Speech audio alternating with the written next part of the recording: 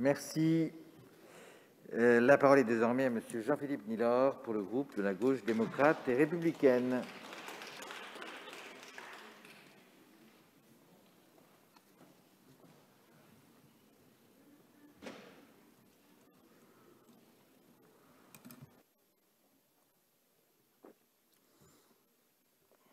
Monsieur le Président, Monsieur le Ministre, chers collègues, la Martinique compte au 3 septembre 460 décès, la Guadeloupe 508, la Polynésie 480. Une hécatombe inédite et des familles entières sont décimées. Selon le gouvernement et les grands médias sous contrôle, nos populations rétives à la vaccination favorisent donc une épidémie de non-vaccinés. Quelle caricature! L'objectif étant de culpabiliser les victimes en occultant les responsabilités de l'État. Quel cynisme! Et là, je suis en colère. Comme beaucoup de mes compatriotes, j'ai perdu suffisamment de parents, d'amis, de proches pour vous rappeler en toute conscience les responsabilités de l'État. Dans nos territoires, les politiques publiques ont toujours privilégié les intérêts financiers au détriment du principe de précaution. Plusieurs scandales, dont celui de chlordécone, ont généré des comorbidités notoires.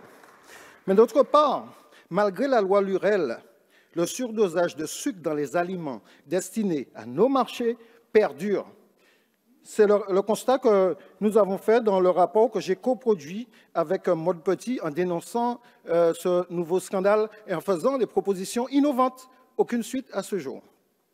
Malgré toutes ces vulnérabilités et en connaissance de cause, cette quatrième vague a bien fait suite à l'ouverture inconsidérée des frontières, générant l'afflux massif de voyageurs et multipliant les risques de contamination. À tel point qu'au plus fort de la crise, le préfet de Martinique, conscient des insuffisances du système hospitalier, s'est empressé, le 9 août, d'exhorter les touristes à s'échapper de l'île pour laisser nos compatriotes à leur funeste sort. Nos hôpitaux sont sous-équipés, sous-dotés, embolisés. Des personnes sont décédées à cause de l'insuffisance de lits de réanimation, malgré le taux élevé de risques majeurs. D'autres sont décédés par manque d'oxygène, malgré la présence de cette ressource dans nos territoires et la grande capacité de production de la Guyane. Mais la Guyane, c'est la France. Aujourd'hui, la Guadeloupe et la Martinique sont les plus gros clusters de la Caraïbe. Pourquoi des pays voisins qui ont moins vaccinés que nous comptent moins de contaminations et de décès? Expliquer cette catastrophe sanitaire par le seul refus de la vaccination, c'est offenser une fois de plus et une fois de trop des peuples qui ont su tirer des enseignements de l'histoire.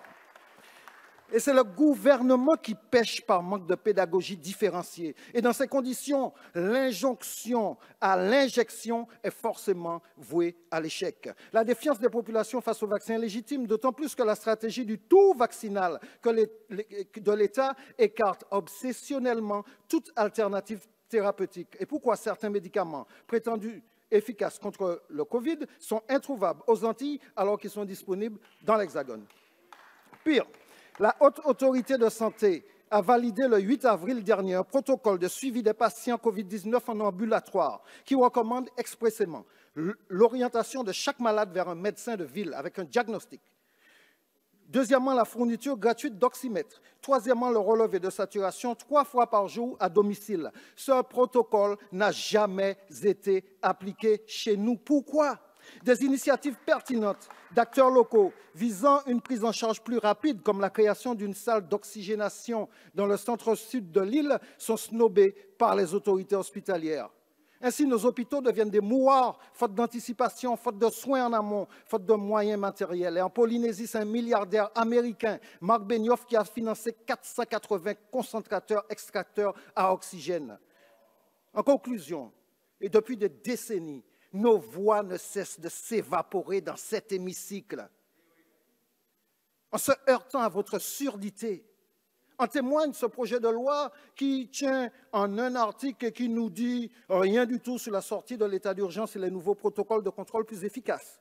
Rien sur la participation des professionnels de santé, des représentants syndicaux dans l'organisation sanitaire générale. Rien sur la prise en charge précoce des malades du Covid par la médecine de ville, en complémentarité avec l'hôpital, et sur les alternatives thérapeutiques. Rien sur les conséquences économiques et sociales désastreuses de cette crise.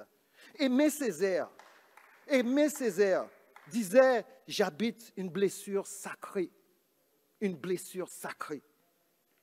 Avec cette crise et cette gestion calamiteuse, notre blessure est désormais béante et sa cicatrisation, je vous préviens, elle sera très problématique.